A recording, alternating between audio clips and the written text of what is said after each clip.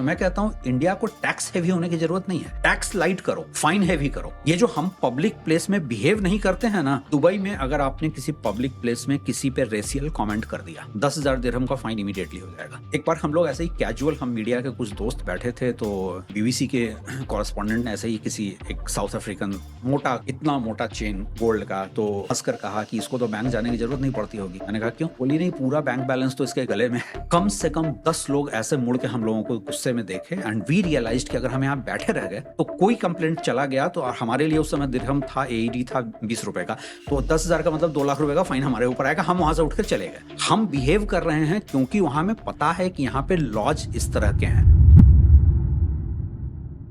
रफली मैं देख रहा हूं, जो मेरी अपनी स्टडी कह रही है, क्योंकि जो भी डाटा आता है और जो केस स्टडीज मेरे पास आते हैं, एनीबडी एबव $1 मिलियन, मतलब 9 करोड़ से ऊपर जो पहुंच रहा है, वो या तो छोड़ रहा है या छोड़ना इवेल्युएट कर रहा है कि मैं छोड़ूं तो छोड़ूं, अब कैसे, कहां जाऊं। दुबई में लोग जा रहे हैं, मलेशिया में जा रहे हैं, क्योंकि हमारे यहां रिटर्न ऑन टैक्स नहीं है। टर्की भी जा रहे हैं लोग। मतलब मैं साइप्रस, हाँ, मैं ये सोच रही थी, अजरबैजान, टर्की, इन जगहों पर भारत के लोग जा रहे हैं। ये सब मुस्लिम कंट्रीज हैं।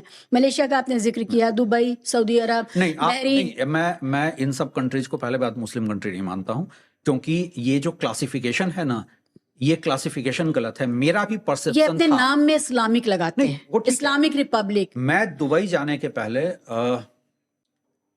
मेरे पिताजी दुनिया में नहीं हैं, लेकिन जब मैं पहली बार दुबई जा रहा था तो उन्होंने मुझसे पूछा था ये कि, क्योंकि उनको वो पुराने दिन याद थे जब शारजा में क्रिकेट मैच में इंडिया की हुटिंग होती थी, तो उन्होंने बोला था सेफ है। तो ये मेरा दुबई का एक्सपीरियंस कहता है कि कोई तो बात है कि दुबई में 190 प्लस कंट्री के नेशनल रहते हैं, 100 प्लस कंट्री के लोग इन्वेस्ट कर रहे हैं, जिसमें इंडियन सबसे ज्यादा इंडियंस हैं। क्योंकि वहां पे एक और चीज मैं कहता हूं सबको, और लोग हंस देते हैं इस बात पर, मैं कहता हूं इंडिया को टैक्स हेवी होने की जरूरत नहीं है, टैक्स लाइट करो, फाइन हेवी करो।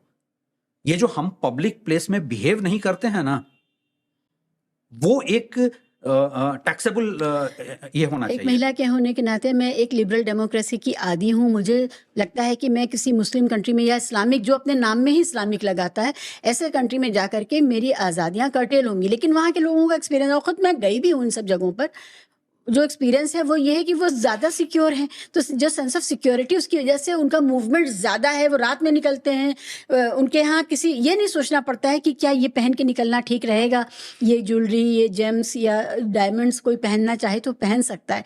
तो भारत में तो अगर आप डायमंड कमा भी, आपने इतनी कमाई कर भी ली है, तो आपको ये पता है कि कहीं पर भी आपके साथ कोई घटना घट सकती है, आप अनसेफ भी है। तो ये जो एक कंट्राडिक्शन है लाइफ का, वो है। देखिए, मैं आपको बताता हूँ, और मैं 2 एग्जाम्पल से बताऊंगा कि कैसे आप टैक्स लाइट और ये फाइन हेवी होकर, दुबई में अगर आपने किसी पब्लिक प्लेस में किसी पे रेशियल कमेंट कर दिया 10,000 दिरहम का फाइन इमीडिएटली हो जाएगा। एक बार हम लोग ऐसे ही कैजुअल, हम मीडिया के कुछ दोस्त बैठे थे तो वहाँ पे बीबीसी के कॉरेस्पॉन्डेंट ने ऐसे ही किसी एक साउथ अफ्रीकन मोटा, इतना मोटा चेन गोल्ड का, तो हंसकर कहा कि इसको तो बैंक जाने की जरूरत नहीं पड़ती होगी। तो मैंने कहा क्यों? बोली नहीं, पूरा बैंक बैलेंस तो इसके गले में है।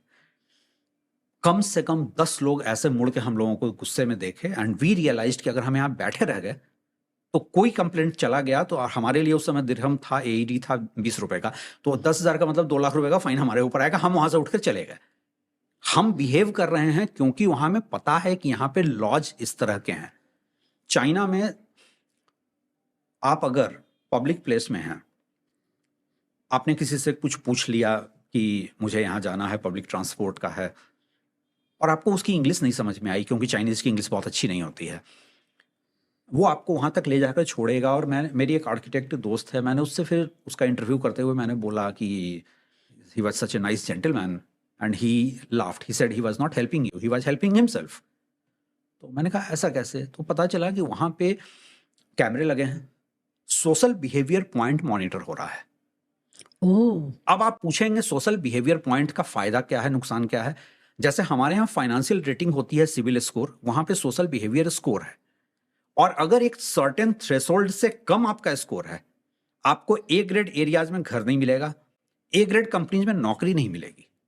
वाह, ये तो तो आपको जबरदस्त। सिर्फ मोडालिटी डेवलप करना है। अगर आप मोडालिटी डेवलप कर सकते हैं तो इंडिया में वो सारी चीजें हो सकती है जो ग्लोबली हो रहा है। लेकिन अगर आपका फोकस सिर्फ इस बात पे है कि जनता गंवार रहे ताकि भेड़ बकरी की तरह हमें वोट देती रहे, तो कुछ नहीं हो सकता है। ठीक है, आप कह सकते हैं कि मैंने जो 2 एग्जाम्पल बताया, एक्सपीरियंस अपना बताया चाइना और दुबई का, ये डेमोक्रेसीज नहीं है। लेकिन ये भी सच है कि वहां पे रहते हुए आपको ये कभी फील नहीं होगा कि आप डेमोक्रेसी में नहीं है।